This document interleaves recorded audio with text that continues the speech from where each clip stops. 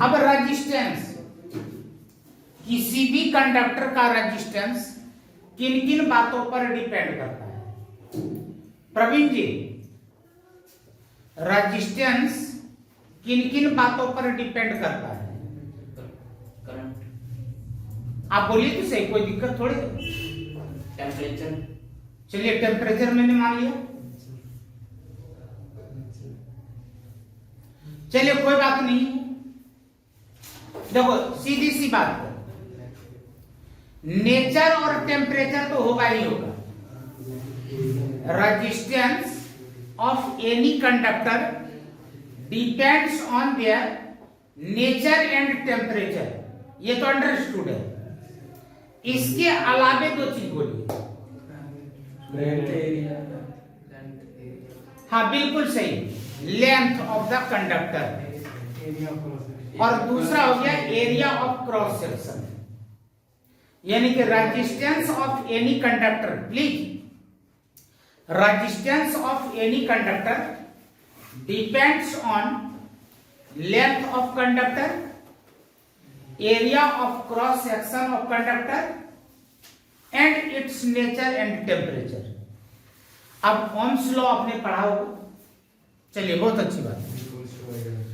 तो मैं आपको यहां पर बता रहा हूं, हम लोगों ने पढ़ा है resistance is directly proportional to the length of conductor, कि यदि लेंथ इंक्रीज होगा तो रेजिस्टेंस भी इंक्रीज होगा, चाहे इलेक्ट्रोलाइटिक हो या इलेक्ट्रॉनिक कंडक्टर हो, दोनों केस में लेंथ इंक्रीज होगा, रेजिस्टेंस इंक्रीज होगा, लेंथ डिक्रीज होगा, रेजिस्टेंस डिक्रीज होगा। तो इट मींस ये डायरेक्टली प्रोपोर्शनल हो गया। दूसरी बात, resistance is inversely proportional to the area of cross section. भाई कंडक्टर की मोटाई बढ़ेगी तो यहां पर रेजिस्टेंस कम हो जाएगी, और यदि उसकी मोटाई कम होगी तो रेजिस्टेंस ज्यादा हो जाएंगे। मेन यही दो चीजें। अब इन दोनों को यदि आप कंबाइन कर दें, जोड़ दें, इकट्ठा कर दें, तो यदि इक्वेशन फर्स्ट में इसे मान लो और इक्वेशन सेकंड में इसे मान लेता हूं, तो क्या इन दोनों को कंबाइन करके आप लिख सकते हैं आर वेरिएबल एल बाय ए। भाई एल तो आपका डायरेक्टली प्रोपोर्शनल था इसलिए आपने ऊपर में लिखिए, ए यहाँ पर इनवर्सली प्रोपोर्शनल है इसलिए आपने नीचे लिखा। और आप लोग तो बहुत ही समझदार हैं। क्या समझदार हैं कि जब आप यहां से इस निशान को हटाएंगे तो एक कांस्टेंट फिगर आएगा, तो वो जो कांस्टेंट फिगर आएगा तो क्या आप यहां पर R equal to rho L by A लिख सकते हैं क्या? तो देखिए रेजिस्टेंस का एक फॉर्मूला यहां पर डेराइव हो गया, तो यहां पर आपने लिखा कि R equal to rho L by A. लेकिन मुझे ये नहीं समझ में आ रहा है कि केमिस्ट्री में किसी सॉल्यूशन का लेंथ कैसे हो जाएगा भाई? ठीक है ना, क्योंकि हम लोग तो केमिस्ट्री पढ़ रहे हैं। अब मान लीजिए कि आपके पास नमक का सॉल्यूशन है और मैंने पूछ दिया कि भाई इसकी लंबाई कितनी है, मास्टर पागल हो गया। ठीक है, देखो एक्चुअली हमें वहां पर सॉल्यूशन की लंबाई निकालनी ही नहीं है। आप कहीं जब निकालने ही नहीं थी, ये आपने क्यों लिखे? कीर्तन करने के लिए। देखो यहां पर है क्या, आपके पास एक कंटेनर है, ध्यान से समझना। आपके पास एक कंटेनर है और इसके अंदर आपने कोई भी इलेक्ट्रोलाइटिक सॉल्यूशन ले लिया। जब आपने यहां पर इलेक्ट्रोलाइटिक सॉल्यूशन ले लिया तो भाई करंट तो इसमें से तभी पास होंगे जब इसके अंदर हम इलेक्ट्रोड यूज करेंगे। तो एक इलेक्ट्रोड आपने ये लिया और दूसरा इलेक्ट्रोड आपने ये ले लिया, एक को आपने प्लस से और एक को आपने यहां पर माइनस से कनेक्ट कर दिया। तो जो आपने यह मेटल का प्लेट लिया है एज ए इलेक्ट्रोड, ये जो आपने मेटल का प्लेट लिया है एज ए इलेक्ट्रोड, तो इस प्लेट और इस प्लेट के बीच की कुछ तो दूरी होगी, यहां से लेकर यहां तक इसके बीच का कुछ तो डिस्टेंस होगा। वह जो डिस्टेंस हुआ यही कहलाएगा लेंथ ऑफ कंडक्टर, जो मैंने यहां पर L लिखा है। समझ में आ गया? और अब मान लीजिए कि इस शेप का आपके पास कोई इलेक्ट्रोड है, तो भाई ये हमारा क्या हो गया, ये लेंथ और ब्रेड्थ को यदि आप मल्टीप्लाई करते हैं तो एरिया बन जाएगा क्या, ये हमारा मान लीजिए लेंथ हो गया, ये ब्रेड्थ हो गया, और इन दोनों को मल्टीप्लाई करेंगे तो क्या बनेगा, एरिया बनेगा। तो इस प्लेट का जो सरफेस एरिया होगा वो क्या कहलाएगा, ए कहलाएगा। ठीक है? और यहां पर जो L/A मैंने लिखा है इसी को कहा जाता है सेल कांस्टेंट। क्लियर हुआ? Length of conductor divided by area of cross section is known as cell constant. कोई डाउट भाई? तो यहां तक तो आपके समझ में आ गया। अब आगे चलते हैं। अब यहां पर देखो, मैंने अभी आपको कहा कि L/A क्या है, G स्टार है क्या, तो यहां पर जो L/A है इस बात को आप रो और G स्टार लिख सकते हैं। एक नया फॉर्मूला डेवलप हो गया, यानी कि resistance equal to this and resistance equal to this, दो फॉर्मूला हो गया। अब देखो conductance, conductance is reciprocal of resistance. Conductance जो होता है वह किसका रेसिप्रोकल होता है, रेजिस्टेंस का। तो देखो रेसिप्रोकल का मतलब क्या हो गया कि जहां पर ये G लिखा हुआ है यहां पर 1/R लिखा जा सकता है क्या, तभी तो यह इसका रेसिप्रोकल होगा। अब यदि आपने इसको 1/R लिखा तो क्या आप इस बात को, यह जो रो और L है ये तो ऊपर है, तो यहां पर क्या हो जाएगा 1/रो इंटू A/L, ऐसे भी तो हो सकता है। जरा ध्यान से देखो, ये दोनों आपस में क्या था, रेसिप्रोकल। यदि ये दोनों आपस में रेसिप्रोकल है तो इसको यहां पर उल्टा करते चले जाओ, इसका फॉर्मूला तैयार हो गया। तो यहां पर आप लिख सकते हो 1/रो इंटू 1/G स्टार। देखिए तीन फॉर्मूले तैयार हो गए क्या। अब यहां पर रजिस्टिविटी, भाई रजिस्टिविटी किसे कहते हैं, resistivity is also a resistance.